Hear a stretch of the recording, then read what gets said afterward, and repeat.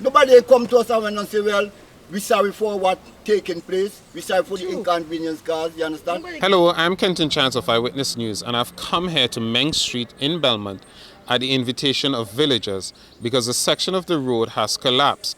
It is now virtually impassable to vehicular traffic, much to their inconvenience. They blame the construction of a house in the area for the damage to the road.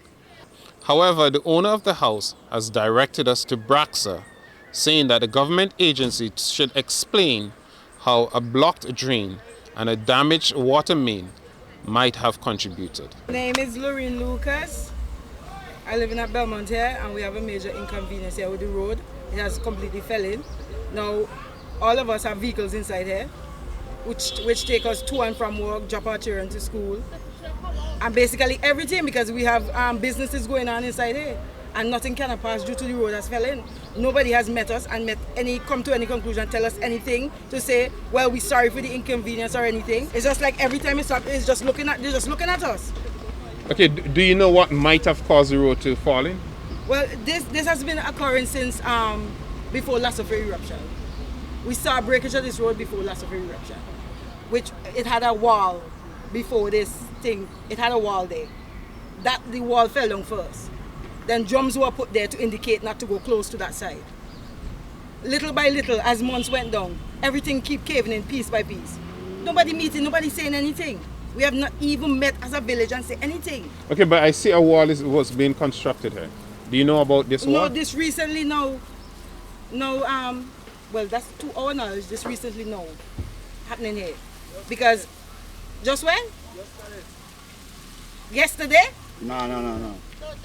The old wall slip wall due to the excavation I walk down there. Do you want to come on camera, sir? Yeah, me no problem. Okay, go in front of the camera. No problem. Now, I'm from Belmont. I'm born and bred in Belmont. My name is Joel Jack, better known as Trinity. You understand? For years we have been using this road. This is the only road take us inside the village. Now, we don't care about the construction of the house going on down there. But government built a retaining wall for years, and that retaining wall was there for years. It's after the excavation of the property. They undermine the wall, the main wall that hold up the road, that keep up the road. So when the heavy rain fall in April, the wall slip out. You understand? Nobody come to us and say, well, we're sorry for what taking place. We're sorry for the inconvenience caused. You understand? This is creating a big problem within the region, within the village. We have people, a young man building a house from in the back. What must you do? Chop his stuff out and jog it, people to jog it in your head. So help me to better understand the situation here. You're saying that there was a retaining wall there was a back wall that was built by the government? Yes. And this back wall, as far as you know, was it fine before the construction began? It was fine. Yes. It was fine. It had a house there. It's the excavation. It's the digging out of the land. They dig way below the footing of the back wall. Yes. You understand? So when the heavy rain come, the back wall slip out. When was that? In April. The back wall slip out. So as time goes by and the rain keep falling, pieces of the land, pieces of the road keep caving in. And they put drums and nobody never come and say, well, we're sorry for what taking place. It seems like we are local citizens who are dogs inside Meng Street, as to say. This village is called Meng Street otherwise, you understand? So what we must do? Tolerate this nonsense, day and day, night and day. Coming down to the season. I have material for jogging for my sister, so what I must do? Take all the lumber from the main road and carry them along the mountain. So when did this, for how long were you able to use this road? When did it come to this point where you're no longer able to use it? The before yesterday. The before yesterday. Which is Wednesday, No. Wednesday or Thursday? Thursday was yesterday. Yeah, Thursday. Yeah. So on Thursday it collapsed like this and you're no longer... It collapsed Wednesday night. Wednesday night. Because we tried to come in and we had to throw things down in there to go up in there to come out. It's unfair. It's unfair to inconvenience these people who live in the village. And we live so far up. Look how far we live. This is the modern time. This is the 24th century. Me now go back in a colonial time, have a joke material, from me head go mountain. It's unfair. Then a case born nobody, and when you talk, everybody then, like, watch. You shouldn't say nothing. I must say nothing. Me born and bred in here, me from India. So have you guys reported this to the authorities? Have you reported? We did call Braxa, we did. And they said they made an attempt It's yesterday unfair, evening. it's unfair, it's unfair. Police came here and just put a drum. It's unfair. People don't hear them talk, they only talk and they don't want, nobody now, they only just talk. So let me hear the lady. You were saying the police came yesterday. Yeah, the police came yesterday and I think they put a drum here. Boy, officer, right boy, don't call me. And I then- don't call me, I have two faces in it. And then Braxter came as well. Ah, don't Braxter call me, truck boy. was right out by the road. We saw Braxter as well yesterday evening. So we don't know what will be the case from then. But just yesterday we know that they came. So that's all we know for So, now. tell me a little bit about the village, about how many people live in this section of the village. Wow. Let's say roughly 1,500 people. 1,500, that's quite a lot. There's a good bit of people living here because the road goes right down to Mike Brown property. And is this the only access way? Yeah? Yes, this is the only way in and out. The only. It have a footpath that goes so, but it carries you back to Fairbairn. So, But this is the only way the old accessible people with live in there. vehicle. Yesterday I watched an old lady with a box pant up here, she coming in. Oh God, come on, man. Taxi dropping you right there. Right there, taxi dropping you. So those people who own vehicles, whose vehicles are inside, we have to park them outside at night. and those that are Especially inside are those- stuck inside. Yeah. Those who came out from Wednesday night, stay outside. Yeah, at your own risk. You're driving out at your own risk. Because this is literally a death trap. The people who are building the property, have you had any conversations with them? Man, No. well, listen to me. Them they don't care about nobody. When Have you had any conversation No. with them? No, I they know. don't care about nobody. Because when care about people, they don't talk to people. Because I came there twice from since yesterday with my stuff, which I take my load out, which is ginger. And I met two of them there. And they saw me struggling with it coming there and nobody said anything to me. Nobody didn't say, Miss Lucas, whatever, or whatever, we sorry, or whatever. Nothing. They just look at me.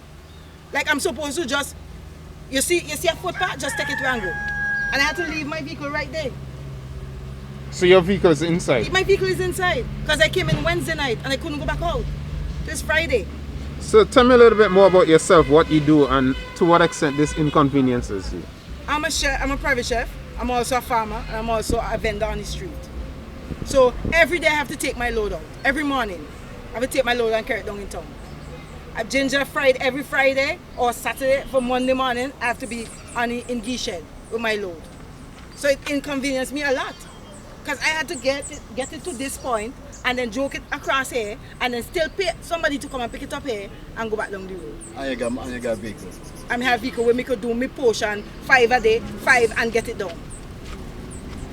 So that's an additional cost. Additional cost to me because this morning I had to pay a taxi $100. I couldn't even drop my children to school. They by the road all long waiting for a van. Do you know if do you guys happen to know who's building that house? My lady just passed the Andrews. The lady who walked by here? Yes. Is she still around? Yeah, she come there. Huh? Let me tell you, they don't care about people, brother man. They ain't care about people. They don't care about themselves. They don't care And about themselves. we and the other villagers, we meet up there yesterday evening and everybody had a big commotion up there What do you mean a commotion? because we was wondering what's going on. Nobody saying anything, nobody meeting the villagers, nobody having a meeting and saying nothing. So the lady who just passed on passed yeah. by, That's the owner of the place. that's the owner of this Yeah. property. They said they're moving. That means they don't care about nobody. They don't care if Nobody they had a die. meeting and said nothing. We have nurses inside, we have teachers inside.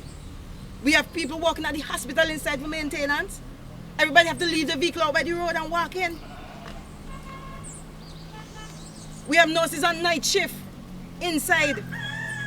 And how, And taxis have to bring them. how many minutes walk do you estimate from maybe About the main road. from here to where we living inside yeah. there. 3 to 4 minutes. About 5 minutes. in there. Yeah, 5 minutes. Depends most. on how it pays your walk. Yeah. And we have elderly inside. Depends on how it pays your walk. Oh, this is the Andrews lady you see. Let me, Andrews, yeah. That's the way it is. That's the owner for your house, man. I don't really know about them in here, no. good morning, Miss Andrews. Hello. Good morning. Are you Miss Andrews? Are you the owner of the property? My name is Kenton Chance of Eyewitness News. Yo! The villagers are complaining about the collapse of this wall. They asked me to come here. I was wondering if you'd be willing to answer a few questions. Talk to Braxa. What do you mean by that?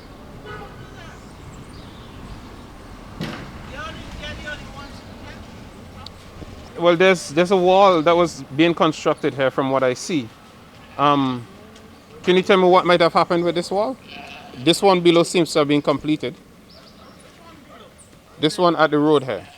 There's a retaining wall to the I send you to speak to one speak. I have no answer for you. So you have any answers for the villagers who are inconvenienced? Rascal is responsible for that. So Braxa is responsible for the collapse of the wall. Is that what you're saying?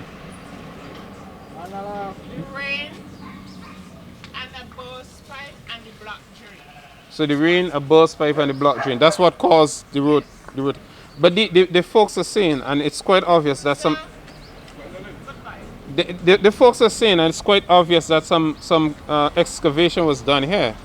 So it did that in any way contribute? You want to turn back on you? You see lady turning back on you? Disrespect.